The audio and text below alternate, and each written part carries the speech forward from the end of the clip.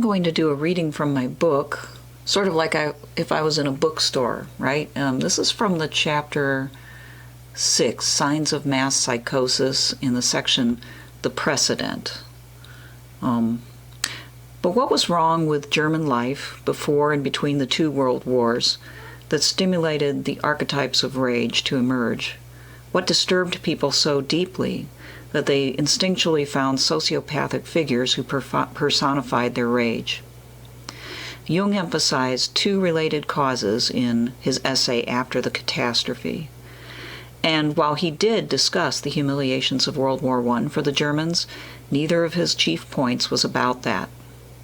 The first cause he cited was the urbanization and massification of people, and the second, going along with that, was the rise of the large, dominating modern state. The first cause he described in this way, quote, "As I have said, the uprush of mass instincts was symptomatic of a compensatory move of the unconscious. Such a move was possible because the conscious state of the people had become estranged from the natural laws of human existence. Thanks to industrialization, large portions of the population were uprooted and were herded together in large centers. This new form of existence, with its mass psychology and social dependence on the fluctuations of markets and wages, produced an individual who was unstable, insecure, and suggestible. He was aware that his life depended on boards of directors and captains of industry, and he supposed, rightly or wrongly, that they were chiefly motivated by financial interests. He knew that, no matter how conscientiously he worked, he could still fall a victim at any moment to economic changes that were utterly beyond his control, and there was nothing else for him to rely on." End quote. So, the uprooting of people in the Industrial Revolution, which had continued apace up to and through the war and interwar years, created a new kind of person, a mass man. Jung is saying here that there are two reasons why industrial urbanization had this effect. The sheer numbers of people working and living so closely together created a dehumanizing herd mentality. They created a climate in which the individual could feel lost or overwhelmed in a crowd.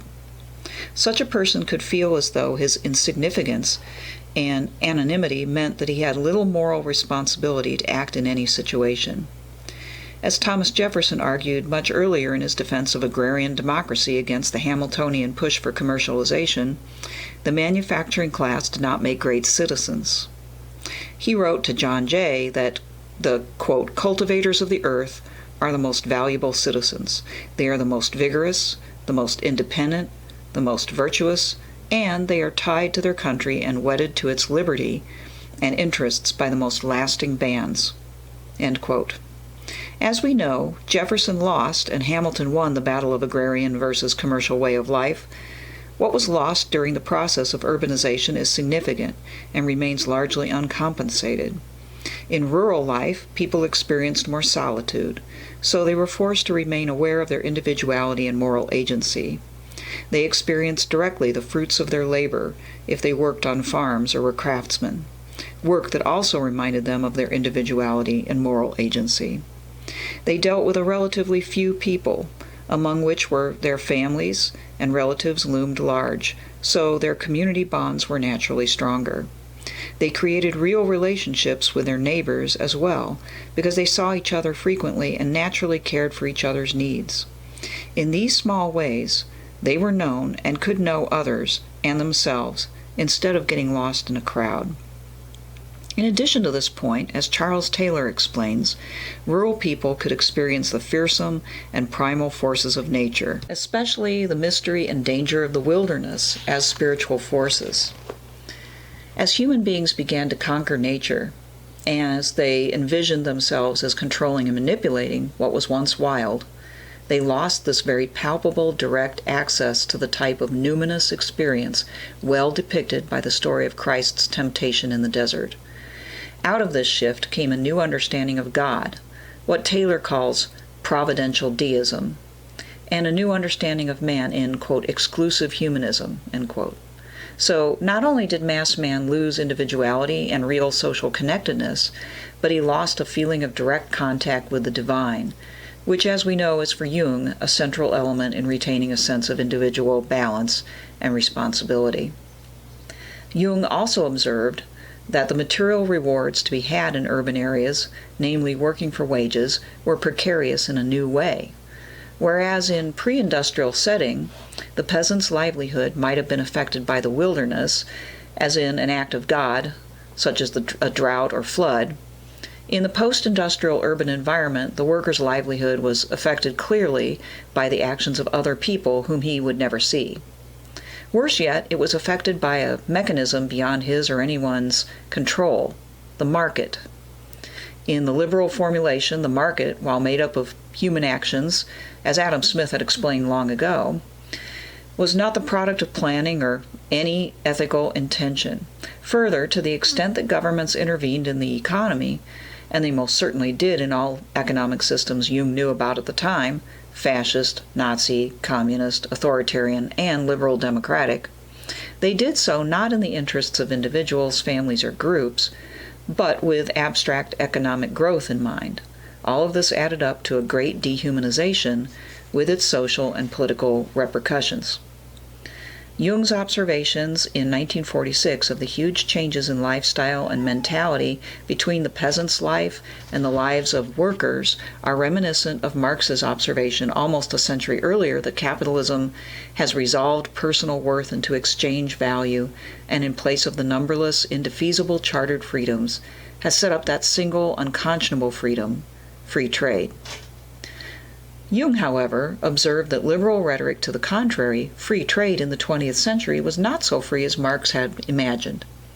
Of course, the Nazis and the fascists practiced corporatism, and the Russians communism, but the Americans and Western Europeans were also creating something other than a free market, what came to be known as the welfare state.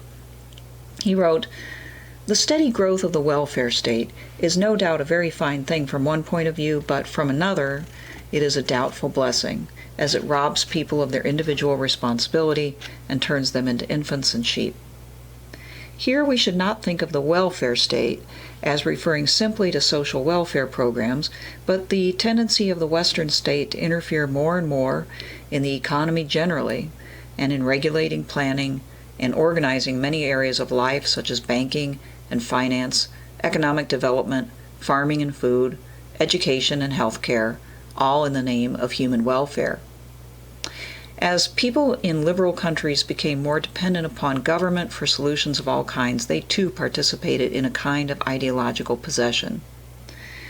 Jung wrote of, quote, "the accumulation of urban, industrialized masses, of people torn from the soil, engaged in one-sided employment, and lacking every healthy instinct, even that of self-preservation.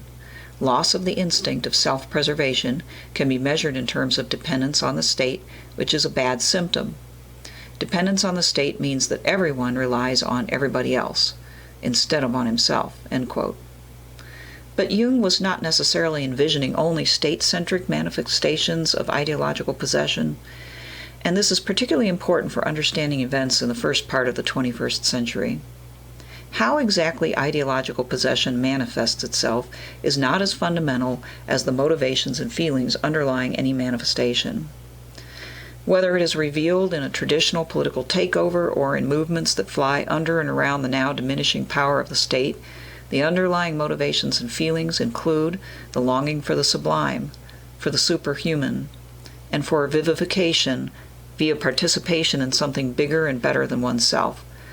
What Taylor calls exclusive humanism tended to, quote, "draw the compass of human life too narrowly," and this is Taylor, "pursuing the goods of life and prosperity while eschewing enthusiasm in a world designed especially to favor these ends, seemed to make life shallow, devoid of deep resonance and meaning.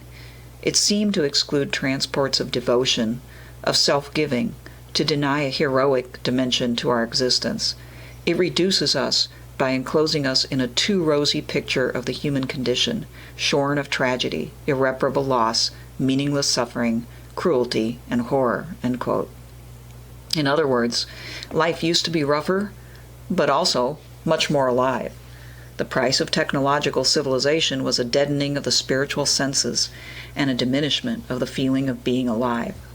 The social, cultural, and economic forces that caused this sense of diminishment and dehumanization, and that subsequently caused people to throw themselves into massive ideological upheavals as a means of compensation, are still with us today, and they have become much stronger and more pervasive than they were post-World War II. Since 1946, the rural-urban dynamic Jung mentions has gotten much worse, especially in the United States. We have seen the virtual destruction of the independent family farm, and with it, small towns with all their businesses, places of worship, cultural practices, and traditions. We have literally witnessed the destruction of the relatively independent rural way of life.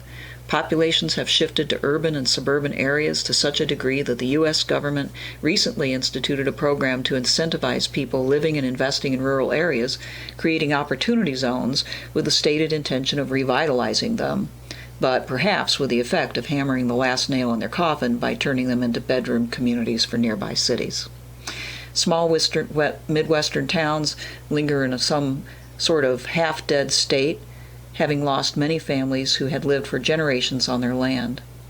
Due partly, no doubt, to boredom and lack of a sense of clear purpose in rural populations, alcohol and drug addiction are rampant. Rural people often lack access to decent medical care, not to mention nutritious food. In fact, rural and inner-city areas are plagued by similar problems. Both are treated by the rest of society as the detritus left behind by economic progress, something to sweep under the rug. Even in the 1970s, Wendell Berry could see the unfolding of this great upheaval.